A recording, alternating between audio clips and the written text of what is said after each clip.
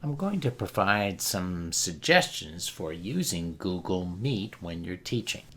Now, the first thing you might want to do is remind students to mute their microphones unless they're talking, because there could be distracting background noise where they are, and that will have an effect on the entire class. The second thing you might want to tell them is to post their questions in the chat. Unfortunately, with Google Meet, there's no way that you can inform the instructor by raising your hand when you have a question, so they need to post their questions in the chat. What you might want to do is have a volunteer, a student, to monitor the chat, and when there is a question or a comment, gently tell the instructor that such and such has a comment and or a question, and the teacher can address that. Now, the second thing you should do, obviously, is create a Google meeting room.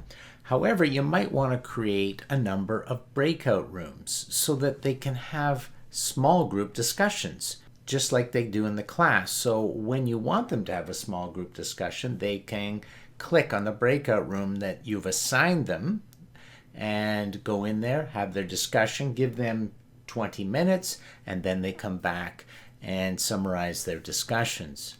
Now, it takes a little bit to actually create these rooms, probably about 10 minutes, but here's a video on how to create a Google Meet room. All you need to do is get the address, copy it here. You only need to do this once because those rooms will always be available for your next class or the subsequent classes.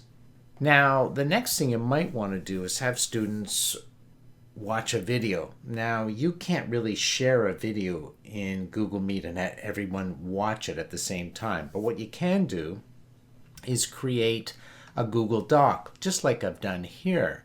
And students can actually go to this Google Doc. It says Lesson 1 here. Here's some of the reminders. Here are the links to the room, so they can actually use that while they're in class.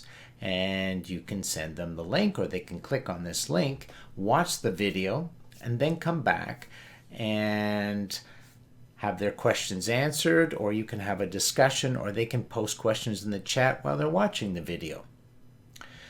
Now, you obviously want to present at times, or students might want to present. And again, if they are presenting or you're presenting, you can share your screen and present. And while you're doing that, students can ask questions in the chat. So those are kinds of tips that might work well for you when you're teaching with Google Meet.